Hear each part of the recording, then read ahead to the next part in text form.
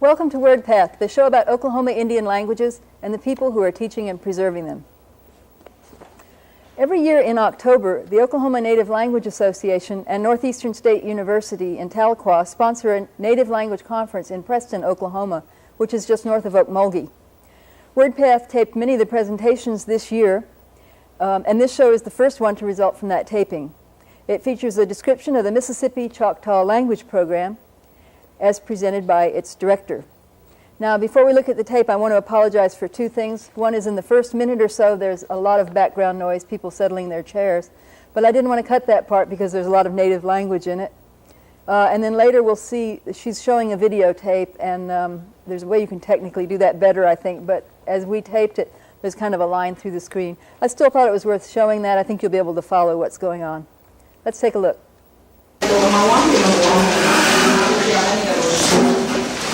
Mississippi media watching his and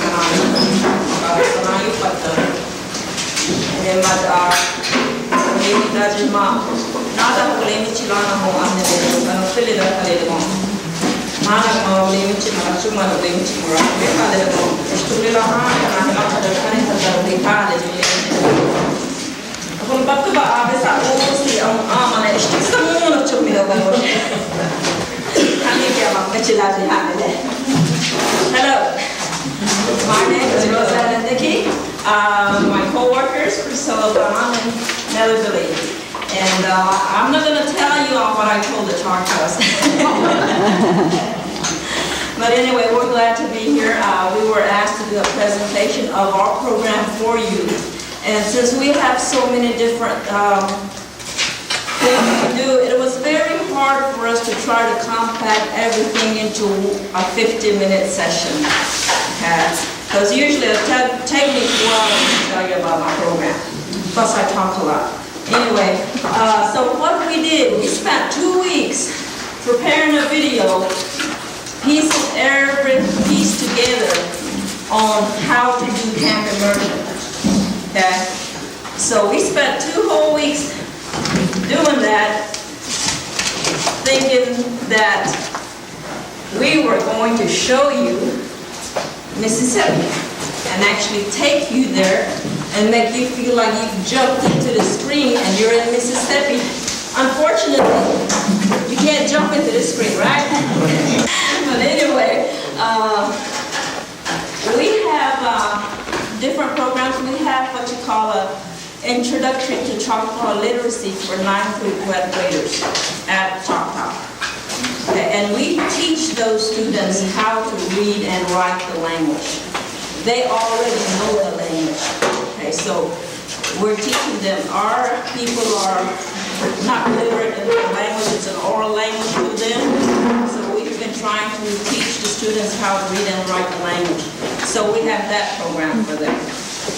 There's a population of about 8,000 Mississippi Choctaws that stayed behind when the rest of them came to Oklahoma. Okay? And we also have a Title IX program called Choctaw, Introduction to Choctaw for Non-Speakers. But I teach all these programs, I'm teaching them or directing them, so what you call jack of all trades and master of all. But anyway, we teach our teachers that are teaching our children about our culture and give them survival words in our language. So if they're teaching kindergarten children and our kindergarten children tell them they have a stomachache, they will be able to understand them. Because 95% of our teachers are non-Choctaws. 95%. And we have 6 elementary schools and 1 high school. And we don't have too many graduates from college. They're working on it now. Thank the Tribal Language Program Tribal Scholarship Program. I'm trying to get credit for this. The Tribal Scholarship Program for coming out with the money to send our people to college. So we have people going now, but back then we didn't have too many programs, and there wasn't any initiative to go to college, so we don't have too many people. That's why they abuse me, when I went to get my degree. We have another program that's called the Early Head Start Immersion. Okay. Now, that is where they come in. I have 6 teachers under me that go into the classrooms, and they team teach with the teachers that are already there. And the teachers that are already there, they all speak what I call Chocklish. Okay? That's a combination of Choctaw and English. So the role of my staff is to go in and train those teachers how to speak pure Choctaw so that our children can pick up the vocabulary of our language. And they are there from Monday to Thursday, every day, 7 hours a day, 8 hours a day, really. Just conversing with those 0 to 3-year-old children. When they're changing their diapers, they're constantly talking to them in Choctaw. When they're playing with the children, they're constantly talking to them in Choctaw. And that's where, after 20 years of messing up, trying to come up with the right program, we found that that's the best thing you can do for your people, to get those children when they're still young. Because once they're old like us, it's kind of hard to teach us how to speak a different language. It takes longer. So anyway, that's what we do. We work with the Early Head Start program, and that's been a success. And our goal is to transform the Head Start centers into immersion classrooms, except maybe one for those few parents that don't want their children to learn Choctaw. And that's our goal. We have Early Head Start, we have Head Start. And so hopefully, the reason we can't do it right now is because the people are not trained. They're trained to teach, but they're not trained to do immersion. So they speak Chocklish. So we are gradually going into the classrooms. When we have trained these people, we will move on to other classrooms. When we have trained those people, we will move on to other classrooms. And by that, we're hoping that immersion will gradually take place all over the Choctaw Reservation. And that's our goal. Because we have test instruments here we use with our children.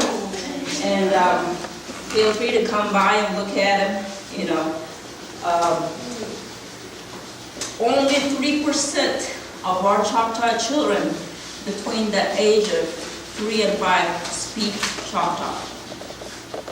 So that's what opened our eyes. We realized if we don't do anything now, we're going to lose these kids.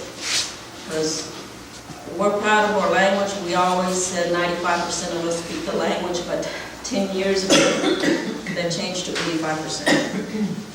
So we're trying to do something about it. So that's one of the things we are doing. Another thing we do, which is this one right here, we have camp immersion during the summer months for 6 to 12-year-old children. And we'll pick 2 communities every summer, and we go to their community, set up camp at a park close to them, or either behind the school on the grounds where you're closer to Mother Nature, and we do camp for them. And that's what this is, and I'm not going to go into that much because this will show you what that is. We also applied for an A&A grant. How many of y'all have applied for an A&A grant? I encourage you, if you didn't, you need to apply, because I serve as one of the readers, and we always say, where are the people? We don't get enough applicants for A&A. So if y'all are not applying, I encourage you to apply for that $125,000 a year. That'll help out. It's not probably enough for you, but it's enough to start something, because that's how we got started with the literacy class. We got an A&A grant, and we kept it going. But we got another grant through them to start an immersion classroom in the 2 other communities that are about 30 miles away from us in the Head Start Center. So that's what we're going to do. We're going to hire 2 more people. We're probably going to transfer all our already trained staff into that and get them to go in there and train those people. They're going to go to this community and stay with them for 3 months and train them in how to do immersion. And after 3 months, one of them is going to leave, the other is going to stay behind to make sure. And then she's going to go to the other community and stay there for 3 months and train them.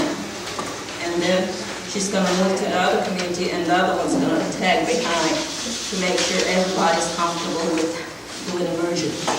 So we're looking forward to it. And hopefully when I get back, I'll have lots of applicants, hopefully, to interview for the positions. But anyway, we're proud of that. So as you can see, we do a lot of different things with our people. And to me, language is very important. You know, we can come here, we can tell you what we do. And like I was telling Ophelia, it's all right to share ideas, but to me, I think it's more important that we teach each other how to do things. You know, I have a gift, you have a gift, they have a gift. You know, it's time for Native Americans to get together and teach each other how to do things. Instead of saying, I did this, I did this, I did this, and bye. You know. And then we go home and say, they did it. How did they do it? Do we know? No. You know, so we repeat a lot of things. We repeat a lot of mistakes because we don't share. And I believe that's one of our weaknesses as Native Americans. We need to unite and have each other, work with each other. Call me up.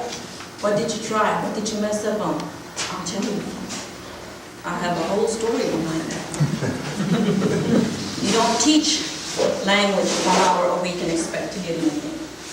You don't teach language 2 hours a week and expect to get anything. You don't teach language 3 hours a week and expect to get anything. Forget it. Don't even try that. I've been there.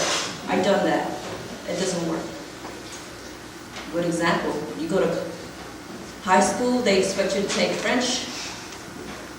Do you really learn it? No.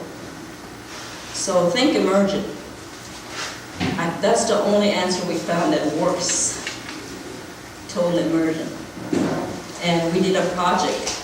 We took 15 Choctaw children that did not speak Choctaw at all. We placed them in this classroom, and we started total immersion with them for a whole year. And these children that did not know Choctaw, they started speaking the language within 3 months, 6 months. By the end of the year, they were considered limited speakers. So that works. This is one of the immersion camps we're having for, on the last day, they have a parent day and the kids get together and play against each other the stickball games. And these are the children singing for the parents. They learn how to sing Choctaw songs, which Nellie will show you how to do Saturday. She's going to teach you how to write your Native American songs. And all these songs were written. There's a sample in here. If y'all need copies of that, those that are Choctaw or can read it, we've got plenty in the van. And it says, I am Choctaw, I am proud of our language. Let us use our language, let us not lose it. This is the way the song goes.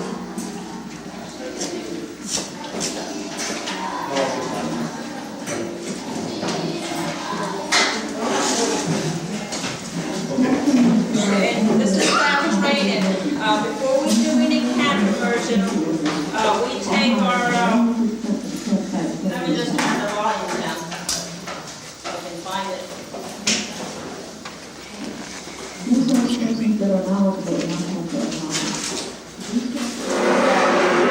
We hire resource people to come in and train our staff in the natural environment because a lot of our people have lost the names of plants, animals, insects. So they come and train us how to name certain plants, how to identify what plant is used for stickball sticks, identify what plants we use for rabbit sticks. And we spend about 1 week to 2 weeks. The first time we spent 2 weeks with them, with the different resource people. And this is one of our resource people that came down. He's a crafts person. He makes stickball sticks, rabbit sticks. So he was teaching us and how to find the trees that we need to cut down and make the rabbit sticks wet. And then we hire counselors for the summertime. We'll hire about 4 counselors, 2 for each camp, because we have 2 camps, one in this community and one in this community. And we pay them at $10 an hour, and they're 5 days a week for 2 weeks at a time. And here the staff are training each other in how to do storytelling with the children. They create the costumes themselves. And these are funny stories. I wish you could hear what's going on there, but I actually told the story to you in English so you would understand the stories. But anyway, this is about the opossum and the raccoon. You know that story, how the opossum loved the raccoon's tail and wanted the tail just like that. So, he told him how to do it. And of course, he tricked him into thinking, he burned it and it came out that way. And he's gonna take the fire, go in and sit down and realize that he's been tricked. But anyway, through this, there's all different stories. I guess I can fast forward here if I find it.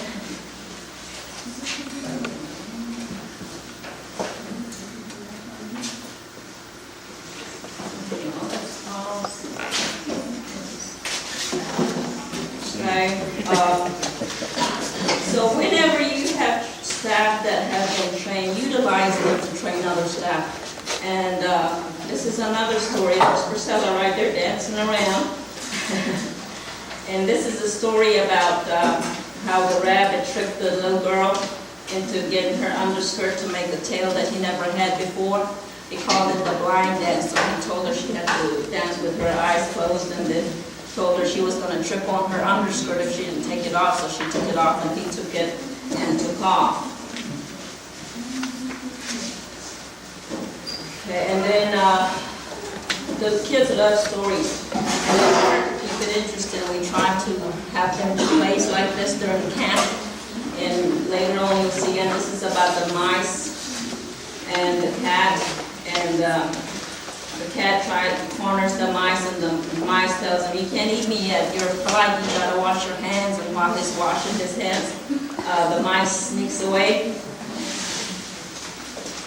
Right there. And this is my favorite one. This is about the little duckling that always copies Mama Duckling. Whatever Mama does, little duckling does. So this water, this is one of our counselors here that we hired, and they're being trained because they have no idea what's going on. So after about the first week of the contact, but they all speak Choctaw. That's the requirement we have. They have to be able to speak the language. And so the mama that says, "Stand here and watch, let me go show you how to fish." So mama shows the baby how to fish, and of course mama catches the fish, and mama throws the fish out. And what's baby duckling gonna do? Baby duckling always does what mama does, so baby duckling is gonna pick up the fish and eat it. No, baby duckling's gonna throw the fish right back to mama.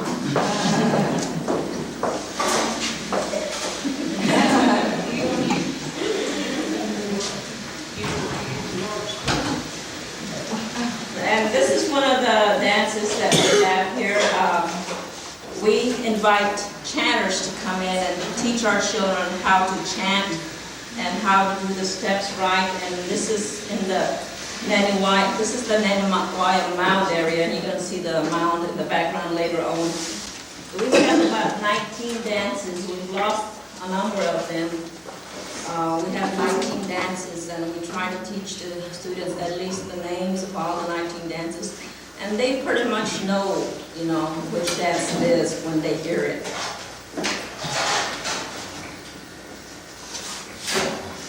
And like I said, these are different ages from 6 to 12-year-olds. Okay, this is the different activities we do for the children. We teach them how to do arts and crafts. And through teaching them arts and crafts, they learn vocabulary development, they don't know words such as to go under, go into the word for leather, things like that. And then here, this is one of our schools. This is in the back of a school here. and they're teaching them how to do stories. She tells them the stories, and this is the traditional way that we adopted from the Nahua. But they're writing stories down, you know, as they tell Priscilla here, they'll write down what they were saying. Now, these are non-speakers. At this camp, half of the students didn't speak Choctaw, and so they're making clay snakes, and they're trying to teach them the different poison snakes we have in Mississippi and non-poisonous snakes. And they learned a number of words. At least they knew, you know, what Chunasha was, Chautauqua was. You know, they learned those words. That's what they're doing. Stories not. Mississippi Choctaw mission.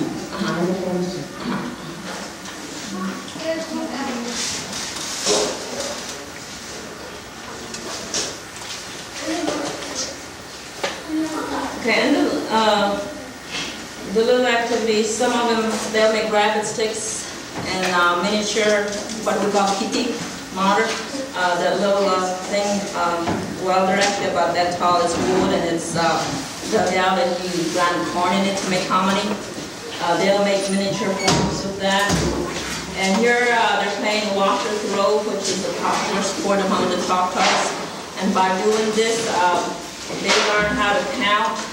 They learn how to say throw. Okay. And here you see the children actually doing stories. This is what the staff got trained. Remember, you saw them going through the training. Now they're actually implementing the training they got by teaching the kids how to act, how to play. So this is about the man that went fishing and thought he was sitting on a rock, but later found out that it was a turtle. So then that came and told them, but they wouldn't believe him. So these are all pretty funny stories, you know, that the kids can get into and enjoy doing. Okay, and here you see the children actually acting out the same story you saw earlier, where the Choctaw woman was dancing and she lost her underskirt. And in order to involve all the kids, they all, you know, made Choctaw dresses with paper, you know, and they put it on, and some of them actually wore their Choctaw dresses. And then they used the paper, and all of these are children, and you see Nellie in the background. She's narrating the story for the children, because our children haven't gotten to that point yet when they can actually come out and tell the stories themselves. And hopefully they'll get there one day, when they keep hearing it and hearing it. So, and these are just all the different plays that they do. And we found that it helps to actually get in the natural environment, you know, of the children, and it makes it easier on the staff. And one of the hardest things my staff have to go through, and this is one of the nature trails that we have, the agriculture center actually prepared it for the children so that they can have a trail where they actually go through the woods. And it's a 1 mile trail, and they get to go on that trail. And they learn about the different trees, all the animals they see there. And there's a pond located in the middle of the woods, out in the middle of nowhere, you know. But they have a trail they cleared for the kids to go down. So they're able to go to the pond and learn about the different fish, which they don't know the names of the fish. You know, it's been lost with our people. So we have to teach them all of those things. Okay, and here you see them coming down through the trail.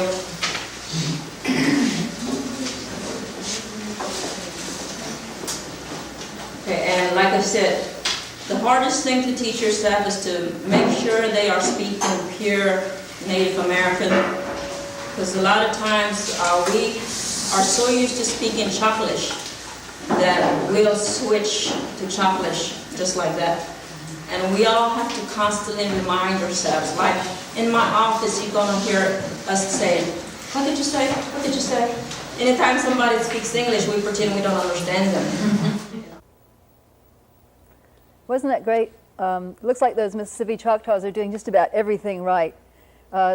Some of the things they're doing, they're looking for funding, applying for grants. The tribe is committing its own resources. Their language program combines language and culture and nature in a really interesting way. It's fun. They have game playing in Choctaw. Their classes are frequent, and they use immersion a lot. They've got so much right, and I really wish them luck with their program. I think they'll have very good success. By the way, one more thing before we close tonight. Wordpath needs some new crew members. We've lost a couple lately for various reasons.